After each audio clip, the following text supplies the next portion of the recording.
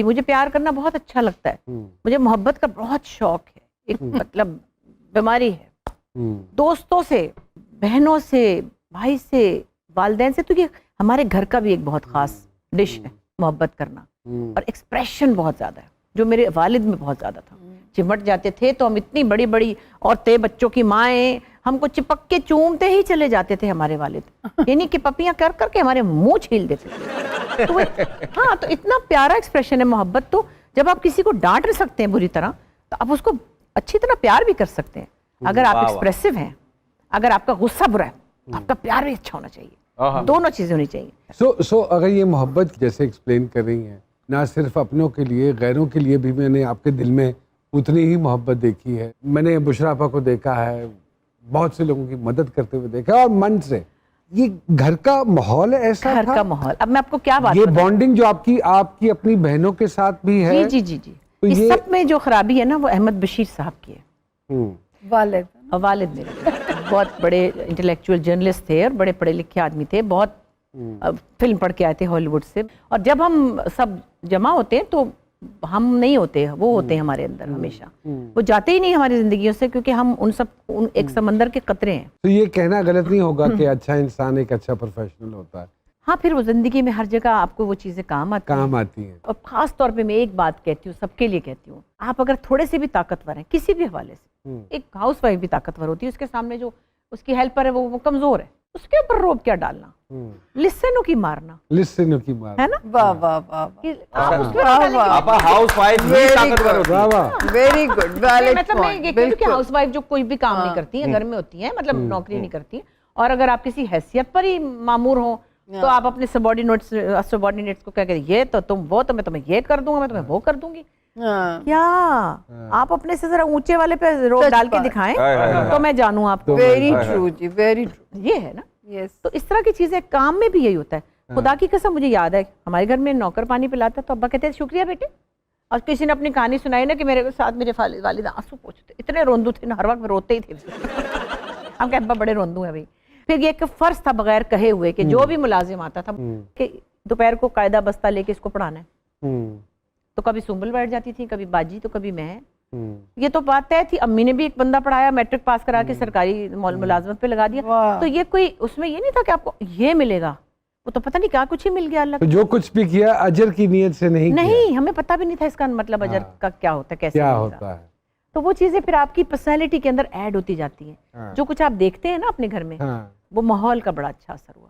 बेटियों के साथ भी बड़ी आपकी एक दोस्ताना सी बॉन्डिंग है बहुत ज्यादा। तो मैं वो तोतली बोलने वाली अम्मा, जो अभी तक एक मेरी बेटी माशाल्लाह बड़ी मजेदार गल्ला करते रहे तोतली जुबान से भी कि ओ जदों जानते ने, क्योंकि वो कनाडा ने, ते कहंदे ने हाय हाय मैं आ गई हां कि बस उन लोग की। हाँ, वो मेरी बड़ी बेटी है ना, मान जो है ना, हाँ, तो उसके घर जाके फिर वो लोग आटा नहीं लेते ना, क्योंकि रोटी पकानी पड़ती है ना वैसे तो फिर मेरे दामाद कहते हैं आंटी वो आप अभी आराम कर ले, हम देसी स्टोर गए थे तो हम आटा लाए थे, तो आप जब आराम उनसे होंगे ना, फिर मैंने कहा अच्छा भाई, फिर मैं उनको पराठे बना के देती हूँ, फिर जो भी उनको अच्छा लगता है।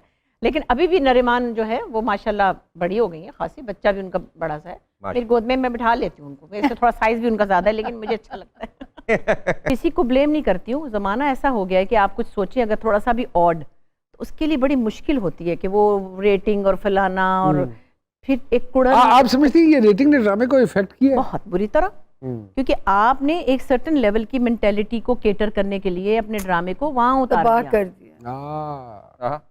लेकिन मैं कहती हूँ कि आप 4-5 किस्म का काम करें। जैसे म्यूजिक में मैं कहती हूँ, जो क्लासिकल सुनने वाले 50 लोग हैं 100 में से, क्या वो मर जाएं? उनका दिल नहीं है क्लासिकल म्यूजिक सुनने को, उनके लिए भी बनाए ना। आपने जरूर वाइल्ड म्यूजिक ही बनाना है, बच्चे सुनना चाहते हैं लाउड म्यूजिक, उनको सुनने दें आप। मैं एक दिन देख रही थी, नैयरा नूर का प्रोग्राम आ रहा था, मेरी पसंद, पीटीवी पे, बहुत अच्छा। आई मैं तो लेट गई और रोने लग गई। हाय, मैंने कहा ये वाला म्यूजिक कहाँ चला गया? हम और आप वो सुनते थे ना, पहले लोग इंतजार करते थे पीटीवी पे, रात को 10:30-11 बजे आता था। अगर वो कोई 25 लोग हैं 100 में से, तो उनके लिए भी तो सोचे। अभी भी करते हैं वेट, लेकिन होता क्यों ये क्यों नहीं करते आप? ये वाला ड्रामा भी बनाए, वो भी चलो बनाए, उनको भी खुश करें। लेकिन हम क्या करते हैं, सारा ड्रामा ही हमने रोड मारा के उधर ही चला जाए कि सास ने थप्पड़ मारा और घर से का निकल जाओ और उठा के उस लड़की को वहां फेंक दिया। मैं एक प्ले में थी, मुझे किसी ने कहा कि अपा इसको हाथ पकड़ के बाहर, इसको धक्का दे के बाहर, वो गिरे जाके रोड करके। मैंने कहा देखो ये बीए पास लड़की है, मैं अगर इसको कहूँ ना गेट आउट, उसके लिए यही बहुत है। बहुत ये बहुत मैं इसको हाथ नहीं लगाऊंगी कि मैं इसको पकड़ के लेके करके वहां फेंकूं। मतलब ये क्या बात है? आवाज के बगैर मजा नहीं आता। हाँ, आवाज के बगैर मजा नहीं। वाह, वाह। दीवार के बगैर। अच्छा, आप मानती हैं आपा हमारे पाकिस्तानी ड्रामों को देखकर लोग रोते हैं और हकीकत देखकर कहते हैं यार ये सब ड्रामा है।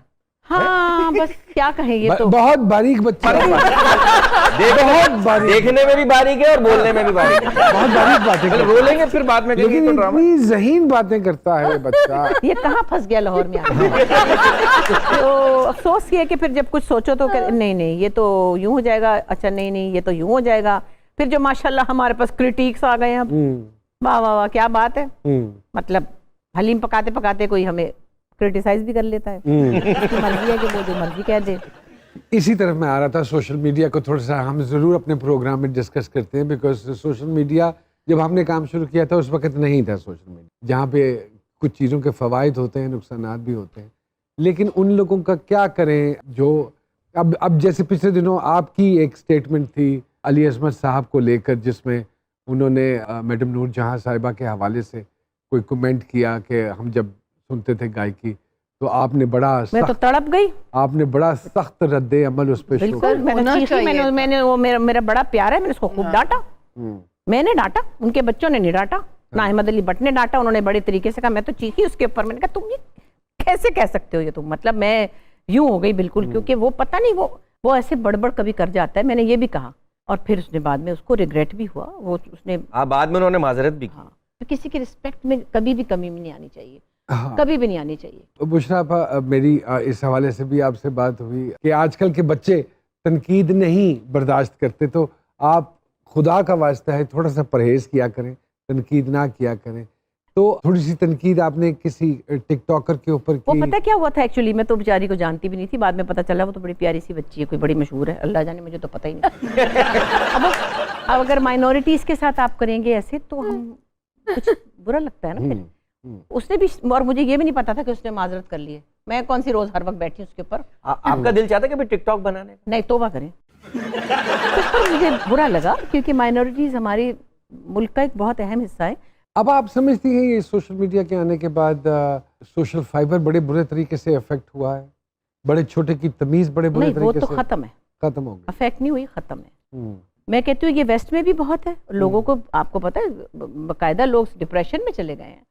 मैं समझती हूँ सबसे ज्यादा बड़ी बात यह है कि आप मेरे से अगर पूछे कि एक दिन की बादशाही में क्या करना है, मैं ये अपने मुल्क से तो कम से कम ये सोशल मीडिया इसलिए खत्म करूं जिस अंडर डेवलप्ड कंट्री को अभी बहुत काम करना है, बहुत पढ़ना है। ये बच्चे तो पढ़ ही नहीं रहे, पढ़े बगैर ही सुने पैसे कमाते रहते हैं। हंसी आती है वो कि पहले होता था कि बड़े होकर डॉक्टर बनूंगा, अब टिकटॉकर बनूंगा। 3 चीजों से मतलब है जनरेशन को, मोबाइल, चार्जर और हैंड फ्री। अरे तो आपका एक सवाल है, जी जी, मैं ये पूछना चाह रहा था आपा, आपको लगता है कि कुछ लोग इसलिए भी ज्यादा पढ़ लेते हैं ताकि वो दूसरों का जीना हराम कर सकें? वैसे कई अनपढ़ लोग भी लोगों को जीना हराम करते हैं। जैसे ये कर रहा है। मैं आपको नहीं कह रही, वैसे कह रही हूँ, जी जी, बल्कि जीना हराम करने वाले होते ही अनपढ़ हैं। भले वो जितने भी पढ़े लिखे हों। हाँ, मतलब ज़हनी तौर पे अनपढ़ होते हैं, वो फितरी तौर पे अनपढ़ होते हैं। वाह वाह। अगर उनको पता चल जाए कि इंसानियत से कैसे डील करना, वो